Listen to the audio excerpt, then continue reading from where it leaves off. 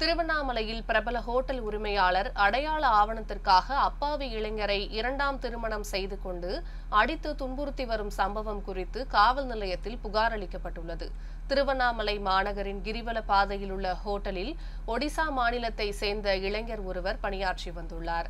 அதே மாநிலத்தை சேர்ந்த ஹோட்டல் உரிமையாளரான உஷாராணி பட்நாயக் என்பவர் பல ஆண்டுகளுக்கு முன்பே திருவண்ணாமலைக்கு வந்து பீட்டர் ஆண்டர்சன் என்ற வெளிநாட்டை சேர்ந்தவரை திருமணம் செய்து கொண்டார்.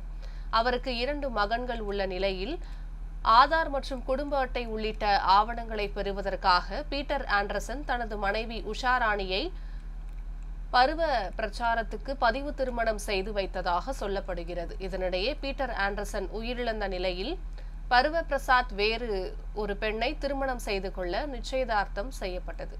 இதனை அறிந்த உஷாராணி குஜராத் மாநிலத்தில் உள்ள காவல் நிலையத்தில் புகார் அளித்ததாக சொல்லப்படுகிறது. இந்த பிரச்சனை நீதிமன்றம் வரை சென்ற நிலையில் தனது மனைவியை தன்னுடன் சேர்த்து வைக்க வேண்டும் என்றும் இல்லை என்றால் அவரிடமிருந்து தனக்கு விவாகரத்து வேண்டும் என்றும் கூறி திருவண்ணாமலை மாவட்ட ஆட்சியர் அலுவலகத்தை முற்றுகையிட்டு பருவ பிரசாத் மனு அளித்தார். மேலும் என் மீது உஷாராணி தவறான வதந்திகளை பரப்புவதாகவும் அடித்து விரட்டி துன்புறுத்துவதாகவும் தொடர்ந்து மிரட்டுவதாகவும் பருவ பிரசாத் புகார் கூறியுள்ளார். அடையாள அட்டை ஆவணங்களுக்காக அப்பாவி இளைஞரை திருமணம் செய்து ஏமாற்றி வரும் ஹோட்டல் உரிமையாளரின் செயல் திருவண்ணாமலையில் பரபரப்பை ஏற்படுத்தியுள்ளது.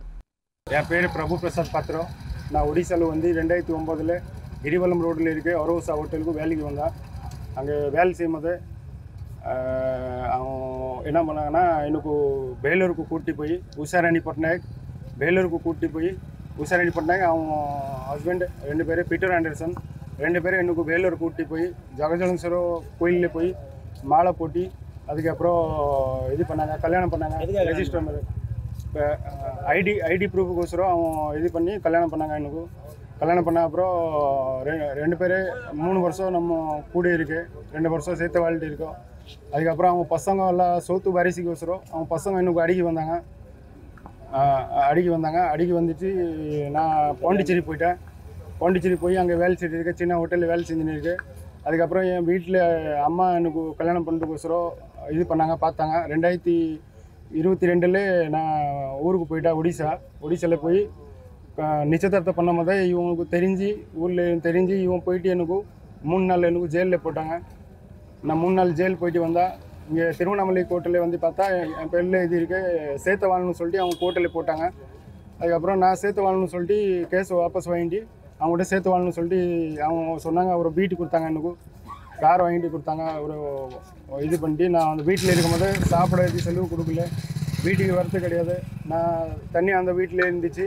அதுக்கப்புறம் வண்டி எடுத்துன்னு போய் வெளியில் சுற்றும் போது அவங்க என்ன பண்ணாங்கன்னா, வண்டி திருடி போயிடுச்சு சொல்லிட்டு என் பேரில் தாலுக் ஸ்டேஷனில் கம்ப்ளைண்ட் கொடுத்தாங்க. எனக்கு என் கூட சேர்த்து வாழணும், இல்லைன்னா எனக்கு டிவோர்ஸ் கொடுத்தாங்கன்னா என் கூட சேர்த்து வாழ மாட்டுறாங்க, எனக்கு வாழ விட மாட்டுறாங்க. எனக்கு ரொம்ப டார்ச்சர் கொடுக்குறாங்க. எனக்கு கம்ப்ளைண்ட் கொடுத்துட்டு எல்லா போலீஸ் ஸ்டேஷன்லையும் எனக்கு கம்ப்ளைண்ட் கொடுத்துட்டு எனக்கு ரொம்ப மென்டலி எனக்கு ரொம்ப இது ஆகுது, எனக்கு மென்டலி எனக்கு. அதுக்கப்புறம் நான் இங்கே மனு கொடுக்க வந்துட்டு இருக்கேன், கலெக்டர் ஆஃபீஸுக்கு மனு கொடுக்க வந்துட்டு இருக்கேன். எனக்கு இது ஒன்று நியாயம் கொடுங்க. அவங்க பசங்க எனக்கு ரொம்ப டார்ச்சர் கொடுக்குறாங்க, எனக்கு தனியாக வாழ விட மாட்டுறாங்க, என் கூட வாழ மாட்டுறாங்க, எனக்கு ரொம்ப டார்ச்சர் கொடுக்குறாங்க. அதுக்கோசரம் தான் நான் வந்து இங்கே கலெக்டர் ஆஃபீஸுக்கு மனு கொடுத்துட்டு வந்துட்டு இருக்கேன்.